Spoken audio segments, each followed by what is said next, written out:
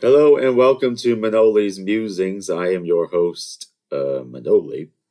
Imagine that. This is the first episode. I don't really know what I'm looking to achieve with this. I think honestly that I'm just bored. Uh, you know, I've been tossing around the idea of doing something like this for a long time. People always say, "Oh, you have such a great voice. I love listening to your voice. You could do radio. You could call ball games. You could do whatever." I'm like, oh, I guess I should do something with it. I do sing. That's one of my hobbies. I'm a business student, but I also sing opera because I can't do anything like a normal person. Yeah, so I do sing, but people are like, you have a voice for the radio, and nowadays the radio is kind of going out, and now we got what we got podcasts and all this and that. Yeah, I always thought about doing the podcast, but I didn't know what I was going to talk about because I didn't think I had anything interesting to say. And, I kind of still think that way, but I'm going to say it anyway because why not? Going in here, jumping into the deep end. I'm going to say something and, you can listen or you don't have to listen. You can agree, you don't have to agree, but I'm going to say it and that's that. Okay. And then, yeah, so to think about this for a long time, and then all these other people they started doing the podcast. I was kind of looking at them. I'm like, I don't know. These people they think they're so clever. I don't think I'm clever. These people are like, oh, I'm going to talk about this and this, and I now I have a microphone, and that means that I'm smart. No, that doesn't mean you're smart. It just means that you like to hear yourself talk, and I think I do like to hear myself talk, but we'll get to that. So I kind of put it away for a while, and I kind of decided, I'm just going to talk and see how it goes. That's really it. So yeah, so I don't know. I don't really have anything important to say. I think I'm just here to talk. I got a lot of energy. I like to get it out, and I kind of get my energy out by talking to people. And I like going out seeing people. It's how I get my energy. I'm very much an extroverted kind of guy. So yeah, so I'm going to talk. So I don't really know what I'm going to talk about, every time I do one of these, but, see how it goes. All right, moving on. So start out with I'm Manoli. I am a student. I'm a business student. I'm in my senior year of college, about to graduate in May. Very exciting. I study international business and finance. And like I said, I also sing. That's my hobby. I like to sing opera. I'm a bass. And other things, background, my father's side of the family is Greek. And so I'm very rather proud of that fact. And originally from Charleston, South Carolina, beautiful city. And that's how I got this southern accent that some people like to make fun of me for. But, you know, everyone's got their thing, right? Yeah, so that's a little bit about me. And so, speaking of singing, I actually had a show this past week with my school. We did a production of a French operetta, which is kind of like a miniature opera called La Belle Helene, and it was about Helen of Troy, or Helen of Sparta, and the Trojans stole her. Don't get me started. Yeah, so it was about Helen and Paris coming in to take her away, and it was kind of like a comedic take on all that. So you had Helen and Paris and Agamemnon and all the characters from the Iliad, that kind of thing. I played this high priest named Calchas, high priest of Zeus, and I had to wear. It was a very heavy costume. I had to wear a long tunic with like a sash over it, ancient Greece. And we had to wear masks because of COVID times, and then I had to wear this gigantic beard that looked like a mop. And by the end of the show, I think I had lost about 10 pounds of sweat every night. But it was a good success. It was a fun role to play. The character was kind of similar to how my personality is. He's kind of, I would say, mischievous, and he likes to gamble, and I do enjoy the occasional friendly wager from now and then. And yeah, it was a fun role. Not the easiest to sing. It was a lot of singing. It was rather high for me, but people really enjoyed it. I got good reviews, and I was happy. So we did 3 shows of that. Saturday, my family came. My parents.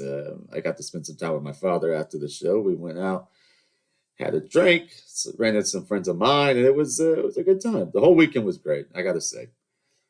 And then, well, anyway, we finished the last show on Sunday, and there was a matinee 3 o'clock.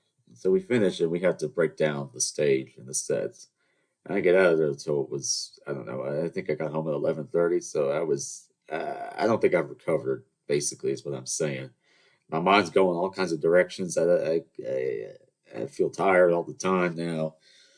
I don't know. It's like you're doing the show, and I mean, you're at rehearsal for 3 hours a night, almost every day. And then show week, it's even more. And then you got to do the show, and it's a big rush. And then it's over. You're kind of like, well, now what? So like I don't have an abundance of schoolwork to do because I do. So yeah, I got to focus on that now. Not that I wouldn't, but not that I wasn't before, but now I got no distractions. I gotta buckle down, finish strong. So yeah, yeah. So speaking of opera, I was listening, I was watching the Ring Cycle, the production by Patrice Chéreau, and anytime I'm going to say something foreign, I'm going to mess it up. I'm just forewarning you.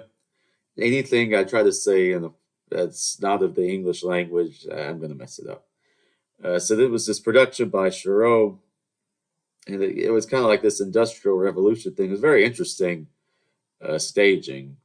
Some people are like, that's the Ring Cycle. For those who don't know, it's kind of like this mythological thing with dragons and giants and dwarves and magic rings and magic swords and all kinds of things. So some people like a more traditional staging. They didn't have the Rainbow Bridge to Valhalla and that kind of thing. And yeah, I understand the criticism. It was not that, but the singing was. I like the singing for the most part.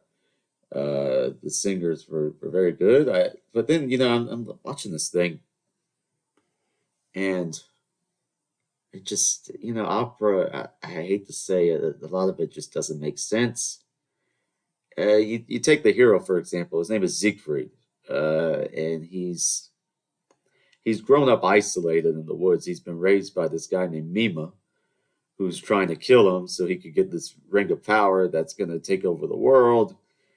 And basically, Siegfried's this idiot, but they say he has a good heart, but at every turn, he just seems rather annoying. I don't know why he's the hero of the story. His father, in the first opera, it's like 4 operas long, okay? So this Siegfried is number 3 out of 4. His father, Sigmund, was more interesting, but then we get stuck with the son, who really isn't interesting, I gotta say. He's kind of stupid and kind of brash. They say he doesn't know fear.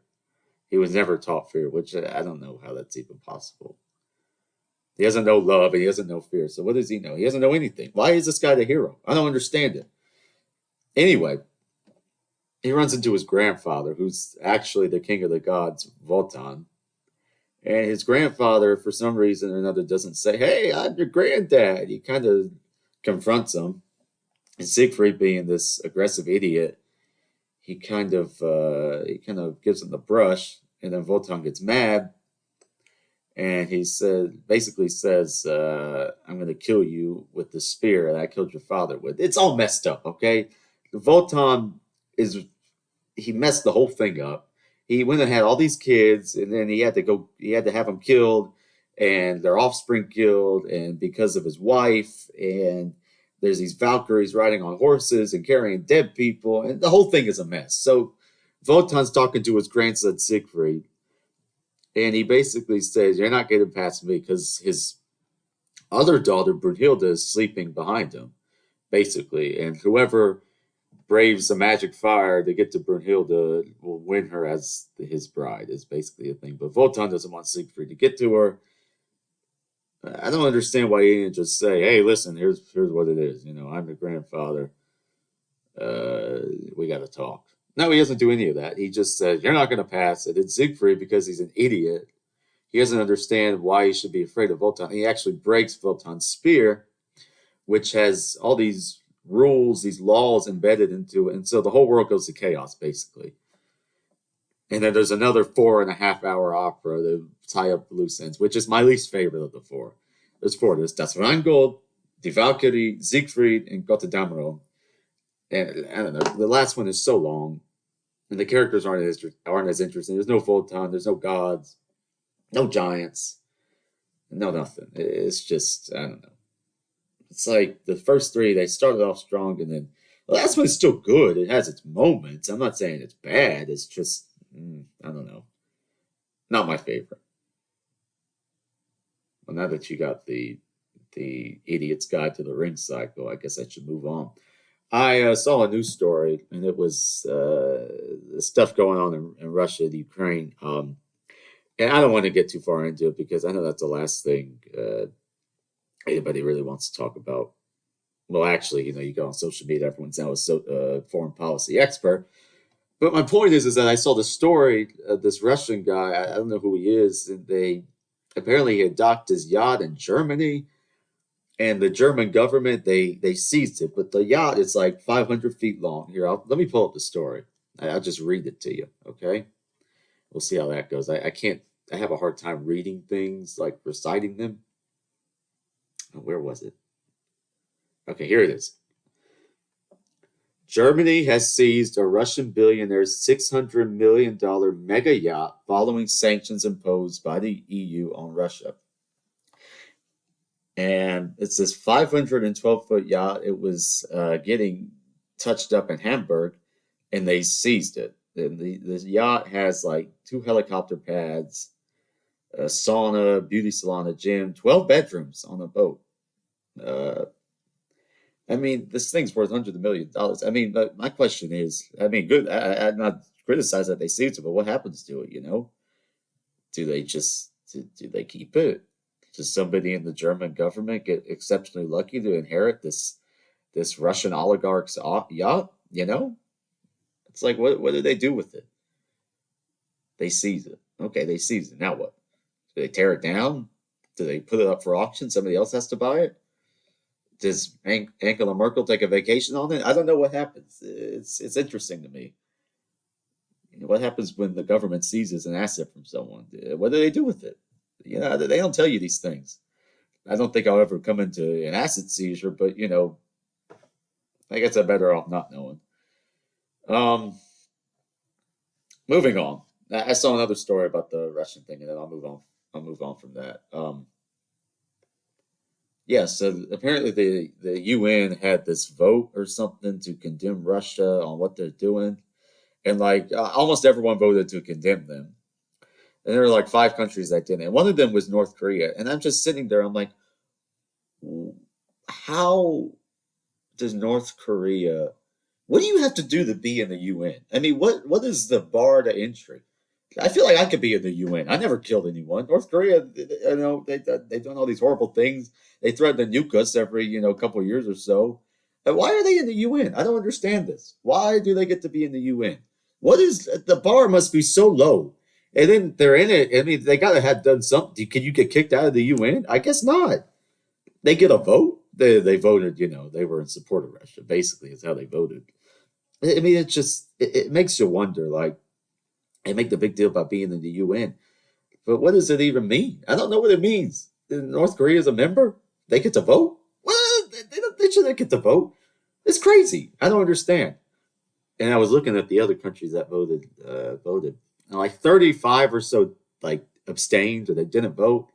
I don't know how you do that. Like, do they just say, "Oh, you can sit this one out"? I mean, what if everyone abstained? There's no vote. Well, which way would it go? I don't even know what the vote's supposed to do.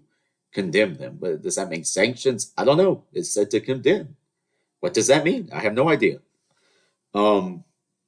Anyway, the 30-something countries don't vote, right? I mean, like, what happened? Did they take a bathroom break? They go to smoke a cigarette? How do you not vote? And one of them was China. I don't know.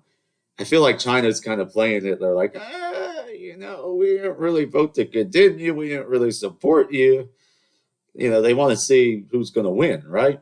It's like, I don't know. I feel like that's their strategy. Whenever there's something bad going on, they just don't comment. It's like, oh, what happened in Tiananmen Square? Oh, nothing. What happened in Tiananmen Square? I don't know. Nothing happened.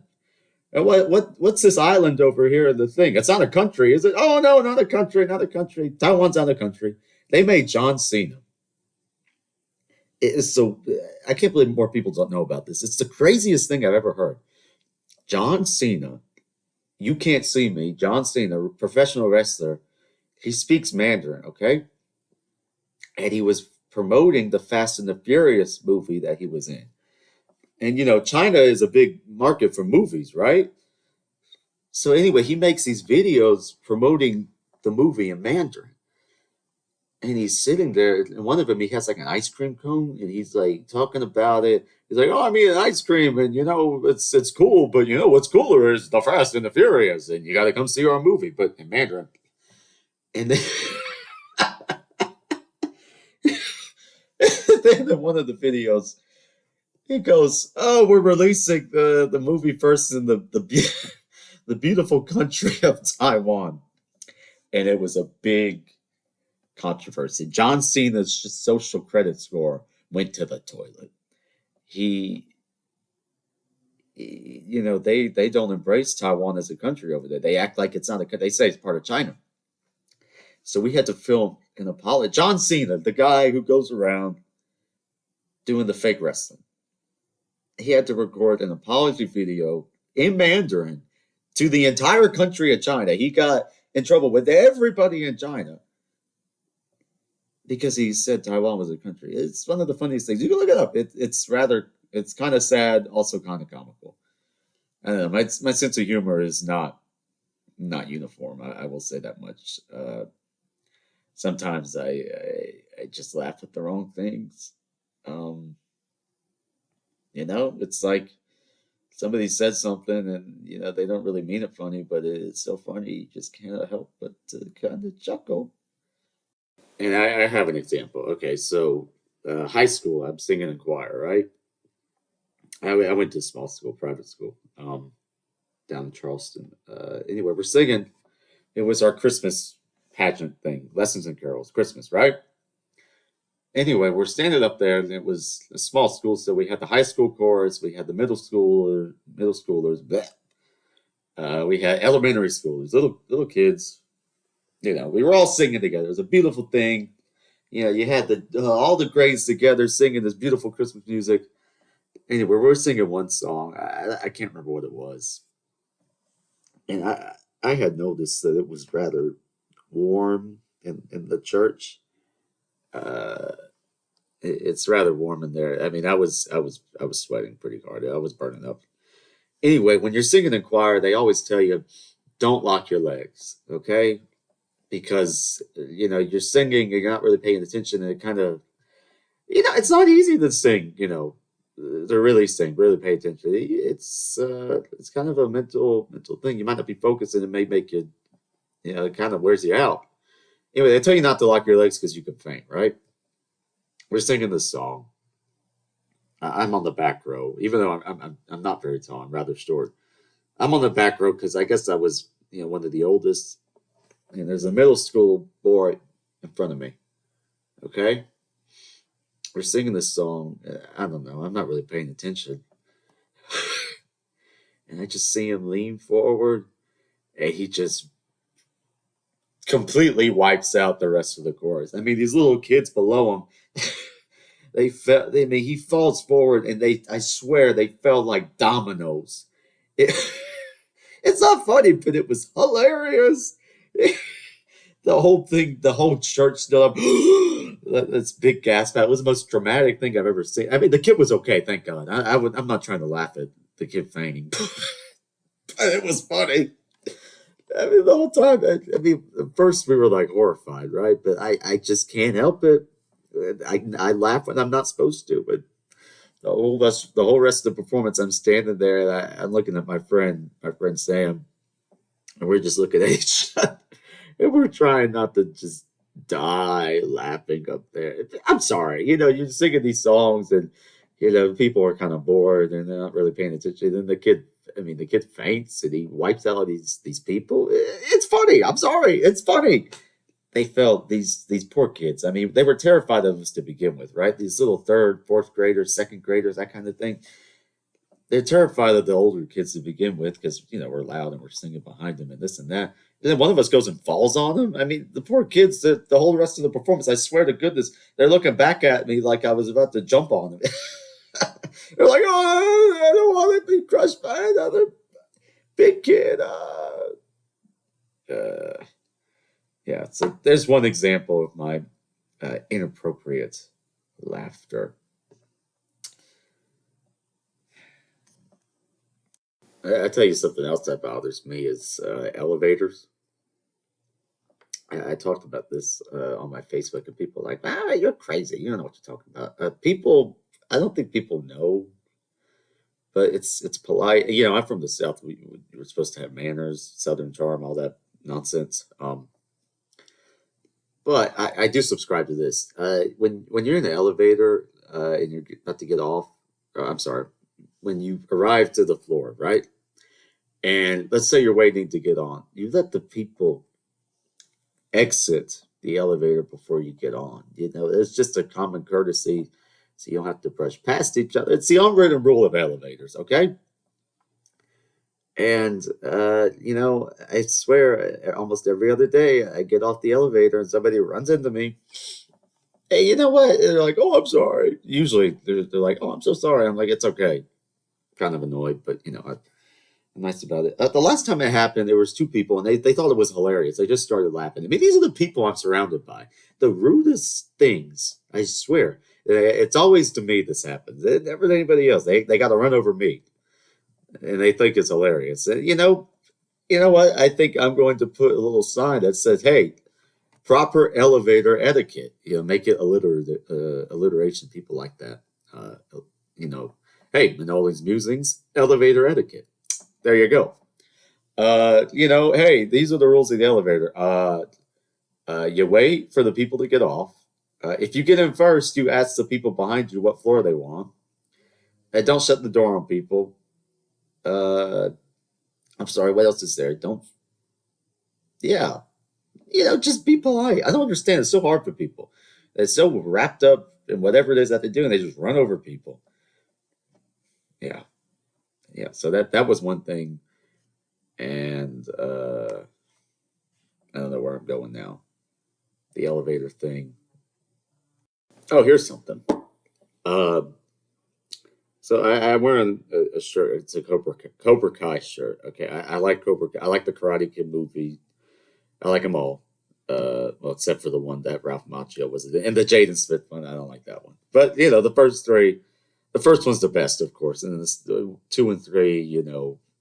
Two's okay, three's kind of a joke, but it is what it is. I mean, the movie's about this kid doing karate, and he's like fighting off the world with it. It's a little goofy, but it's fun. I enjoy it. It's a good coming of age story.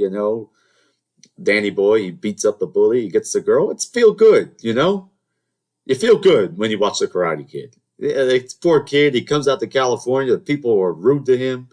You know what he says? I'm going to stick it to him, and that's what he did. And it's good. And then Cobra Kai comes along, almost 30 years later, and it's like, maybe Johnny wasn't such a bad guy. And the point is that I enjoy the show. Okay, their fourth season came out. I really enjoyed it. I like it all. But whenever you like someone, there's always somebody that's gotta, they always gotta. I can't believe you watched that. That show's so goofy. It's so goofy and predictable. Blah blah blah blah blah. It's like, yeah, I know it's goofy and predictable. It's about these teenagers trying to kill each other, but they can't actually kill each other because they're teenagers and they use karate, but they act like they're going to kill each other. And it's how high can the stakes get? Nobody's going to die on this show. Uh, I enjoy it. You don't have to like it, but I don't understand why it's any of your business. They're like, it's goofy, and the show knows it's goofy, okay? And that's one of the reasons I like it. They play into the wackiness, the goofiness, the nonsense, the ridiculousness of the whole plot, and that's why I commend that. It's like the Sam Raimi Spider-Man movies. People do the same thing with that. Oh, it's so goofy. It's not serious enough. I want my my Spider-Man to be dark and gritty and blah blah blah. These superhero movies. Oh, I want him to be dark. Okay, why do they need it to be dark? I don't like that. It's superheroes. It's ridiculous. It's fantasy. It's goofy. You're watching people run around in these jumpsuits. They have superpowers. The guy gets bit by a radioactive spider, and you want it to be dark and gritty. I think it should be a little goofy.